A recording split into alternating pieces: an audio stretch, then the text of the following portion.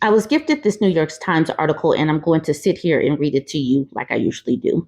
Now, some new people on my page might wonder, why does she read to us? I can read myself. And the reason why I do that is because when I was watching people's videos and they would say something like pause to read, I used to hate doing that because if I'm listening to a video, I just want to listen. I don't necessarily want to pause to read. So that's how I got started doing that. I'm just letting people know for the new folks that might just have gotten here and wonder, why do I sit here and read when they can read themselves? So we're about to get into the disappearance of literary men should worry everyone. This is by a man named David J. Morris. So let's get into this. He says, over the past 2 decades, literary fiction has become largely a female pursuit. Novels are increasingly written by women and read by women. In 2004, about half of the authors on the New York Times fiction bestseller list were women, and about half were men. This year, the list looks to be more than 3/4 women. According to multiple reports, women readers now account for about 80% of fiction sales. Wow. That's 20 years' time. In 2004, that's literally 20 years ago. It was half and half men. That is crazy. But most readers, like they said, are women. I see the same pattern in the creative writing program where I've taught for 8 years. About 60% of our applications come from women, and some cohorts in our program are entirely female. When I was a graduate student in a similar program about 20 years ago, the cohorts were split fairly evenly by gender. As Iman Dolan, a vice president and executive editor at Simon & Schuster, told me recently, the young male novelist is a rare species. Male underrepresentation is an uncomfortable topic in a literary world otherwise highly attuned to such imbalances. In 2022, the novelist Joyce Carol Oates wrote on Twitter that a friend who is a literary agent told me that he cannot even get editors to read first novels by young white male writers, no matter how good. The public response to Miss Oates' comment was swift and cutting, not entirely without reason, as the book world does remain overwhelmingly white. But the lack of concern about the fate of male writers was striking. To be clear, I welcome the end of male dominance in literature. Men ruled the roost for far too long, too often at the expense of great women writers who also ought to have been read instead. I also don't think that men deserve to be better represented in literary fiction. They don't suffer from the same kind of prejudice that women have long endured. Furthermore, young men should be reading Sally Rooney and Elena Ferrante. Male readers don't need to be paired with male writers. But if you care about the health of our society, especially in the age of Donald Trump and the distorted conceptions of masculinity he helps to foster, the decline and fall of literary men should worry you. In recent decades, young men have regressed educationally, emotionally, and culturally. Among women matriculating at 4-year public colleges, about half will graduate 4 years later. For men, the rate is under 40%. This disparity surely translates to a drop off in the number of novels young men read as they descend deeper into video games and pornography. Young men who still exhibit curiosity about the world too often seek intellectual stimulation through figures of the manosphere such as the Top G, the Top Potato, and Joe Rogan. The marginalization of young men seems to have been a significant factor in this year's presidential election. No voters were more committed to Mr. Trump than young white men, and he did well with Hispanic men and continued to make gains with Black men. I think of 2024 as the Fight Club election, in which disaffected guys vented their frustrations and anxieties through a brawler who will one day reveal himself to be not their hero, but rather a figment of their imagination. These young men need better stories, and they need to see themselves as belonging to the world of storytelling. Novels do many things.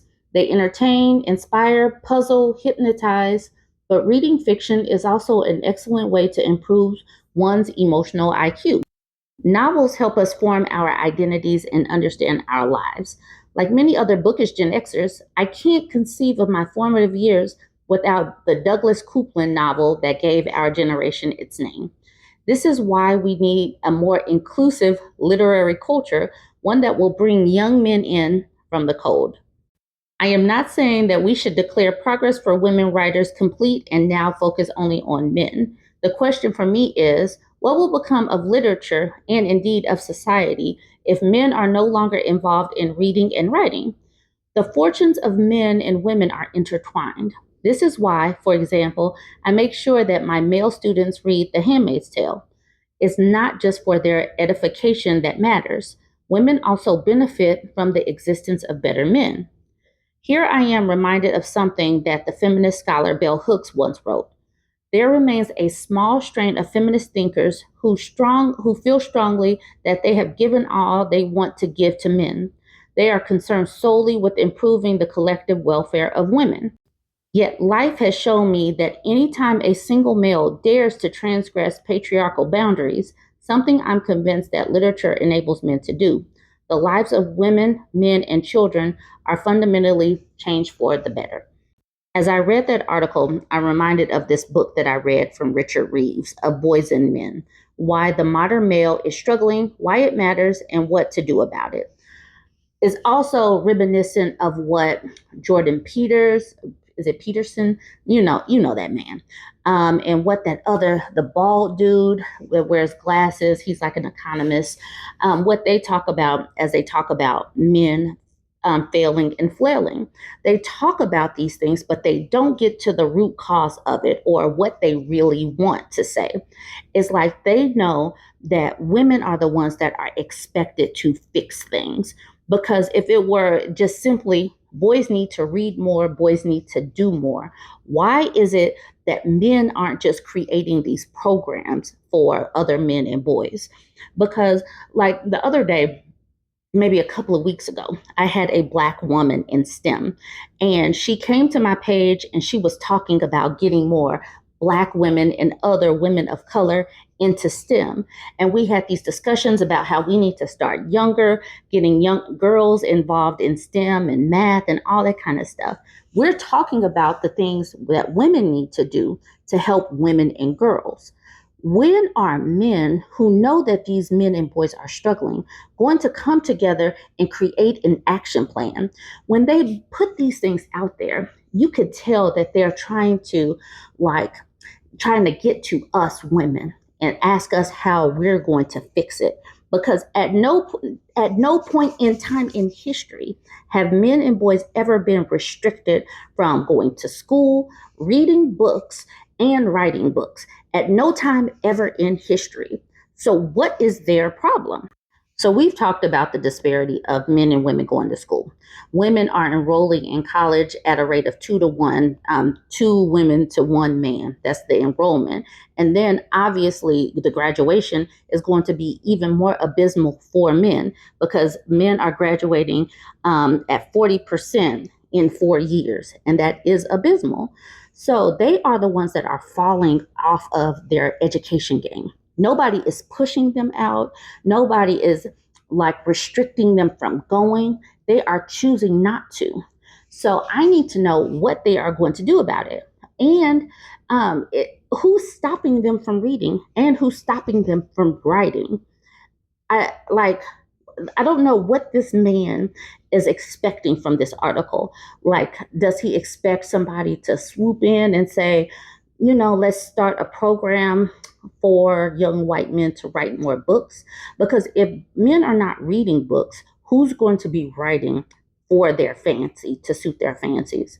And so right now, women, especially women of color, we are out here writing books, writing series, writing for movies, directing. We are in our bag right now. And I highly doubt, I got to make myself a little bit bigger. I highly doubt you're going to be able to put that genie back in the bottle because you can see that there is an appetite for something different. So I don't know what these men are going to do, but I am happy that the shift is here and that we get to see a little bit more of a reflection of ourselves versus seeing white men, the perspectives of white men at the front and center. Join the conversation. Let me know what you think about this one. Don't forget to like, comment, and share.